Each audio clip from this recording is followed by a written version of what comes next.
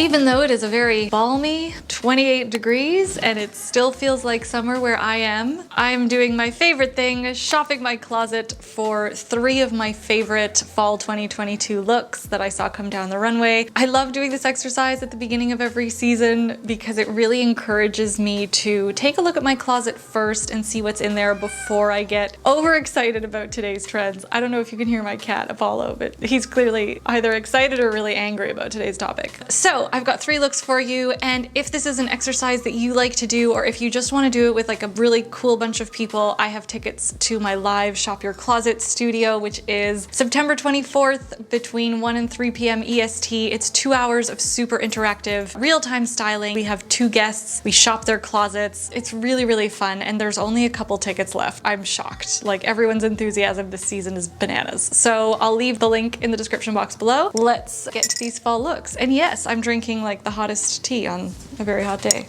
Let's just do this. Before I jump into my closet, I like to break it out into overall themes, which I like to call elements of style. Things like color, texture, things that are used in art, design, and just things that we see like even in our regular day-to-day in nature. And I find once we do this, it's so much easier to decouple our own personal style from consumption. You won't be surprised by this first look. Brandon Maxwell's show was actually one of my favorites this season. So the themes that I see in this look are definitely like a minimal quality. There's not a lot of embellishment. It's not very fussy. I also like that it's like a little bit tough, you know, like the structured silhouette, but I think the ripped denim is really, really neat. I love the neutral color palette. And when it comes to the structure in the silhouette, I really like how there's this beautiful, like crisp and elegant blazer. So we've got some nice structure on top paired with a pant that is also really sleek and minimal. So we've got this really nice cohesive and well-balanced silhouette all the way from the head to the toe. What I think makes this look interesting is a really great proportion with the denim going all the way down to the foot. We're so used to seeing ankle cut denim, we don't really see too much of that lengthening proportion with the denim going all the way down. So I really like this, feels really fresh and current. I like the cinched in waist, another little point about the silhouette, but I also really like the mix of textures, like this beautiful rich suede bag with something that looks like a wool blazer and some really cool distressed denim. So on top of the mix of textures and shapes, I think there's a really cool like style play going on. There's a really nice balance between elements that feel a little tough and rough, like the ripped denim, with these other really beautiful, elegant pieces, like the rich textures and the really sleek vibes.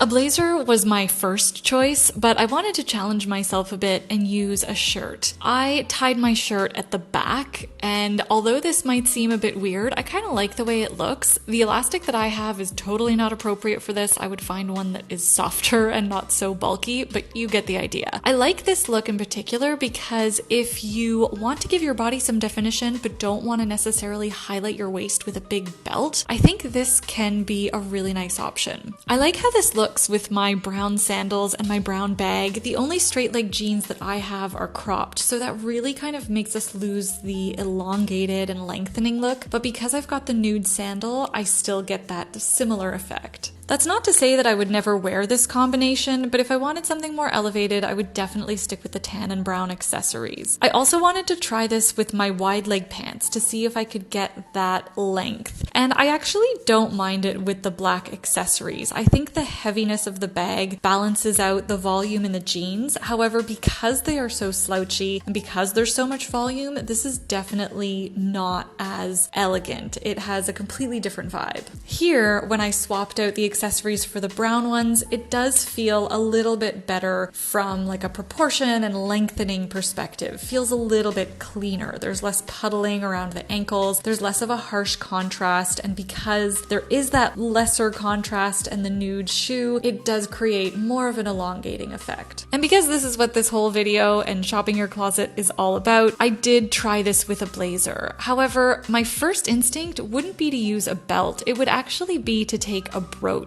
and cinch the blazer that way. Again, because I think having a heavy belt really cinches the waist in a more architectural way. It's less subtle, and it also brings more attention to the the waist. However, I don't have any brooches with me, so a belt it is. I used my brown one, that way there's as little contrast as possible. It's not so striking to the eye if I were to use a black belt. I tried the blazer with my wide leg denim, and while this isn't horrible, I do think it's a bit heavy and overwhelming. I think a denim that is a little bit leaner but still has that length would have been more appropriate to balance out the boxiness and the heavy structure of the blazer. This is by no means a horrible look. I could maybe see myself wearing it, but I think it shows the importance of balancing out the silhouettes when you're working with things that are higher volume or larger in structure. Okay, this second look is a Max Mara look, another show which I really loved. Just so many beautiful classic and clean lines. I mean, if we're talking about the overall vibe that it gives off, I want to say elegant, classic, and minimal. So I'm really kind of leaning into my 3 words. If you don't know what I'm talking about when I say 3 words, I will link that video up here for you. But they're just descriptors and adjectives that I like to use to describe my style, so that when I look at these looks or when I'm looking at what inspires me on the runway, I can see if there's any overlap between my personal taste and preferences. And this really helps me not get too carried away with looks that I would never actually wear in real life. So when I look through my closet, I'm gonna look for garments that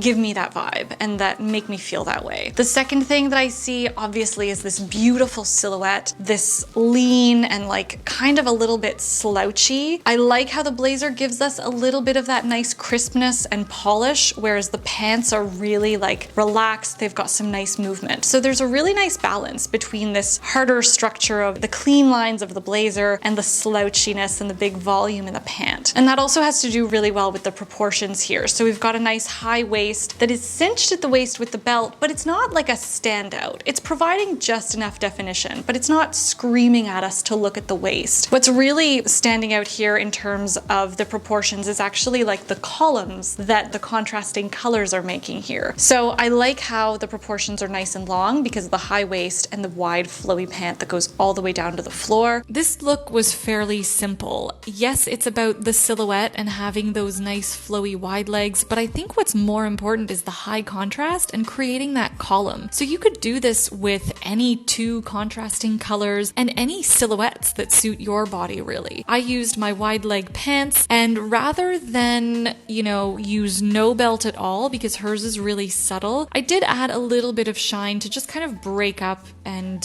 add a little bit of depth to this look. My blazer isn't as long and slouchy, but it still provides that contrast, and it's in a palette that I like. I don't have any boots with me in this travel capsule, so I just used the bulkiest shoe I have, which is the sneaker, to kind of ground this whole look. I really didn't think it would work, but I think because everything else is so sleek and elevated that the sneaker doesn't feel too out of place. Also, probably because the majority of it is covered by the wide leg pant, it doesn't seem so in your face and contrasting. I'm really happy with how this worked out. I would definitely wear this.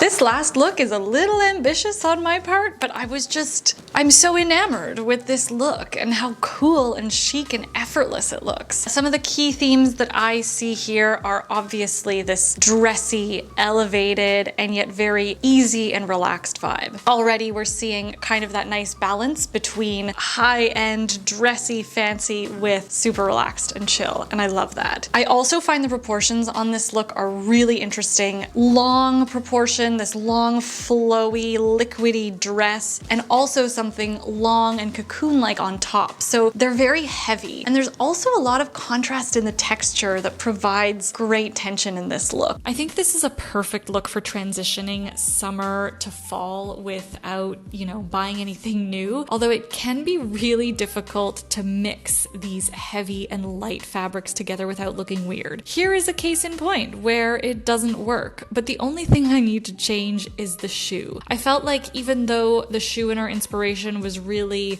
delicate, it looks way too out of place. There are already 2 very strong elements happening here, a very obvious mix in texture, something really light with something heavy, plus a very high contrast color combination. So there's already so much tension happening here. The footwear does not need to add to this. So rather than use this sort of delicate shoe that feels feels a little bit out of place and doesn't really balance the heaviness of this look. I just went with something more neutral, low profile, so that it just blends in and it allows the eye to take in all of those other very strong elements of style. I like this. This is like the perfect transition look. In fact, I might wear it today. So that is what I have for you today. I hope you enjoyed today's video. Let me know if you liked these looks. Like I said, I came up with some really interesting outfits, so for me it's always a hit. But let me know what was your favorite in the comments below. Let me know if you are coming to the Shop Your Closet workshop. I will leave details for that in the description box. If you made it this far, thank you so much for watching. I hope you have a wonderful week ahead. Give this video a thumbs up if you liked it. If you learned something new, hit subscribe if you haven't already, and I will be back with another slow fashion video.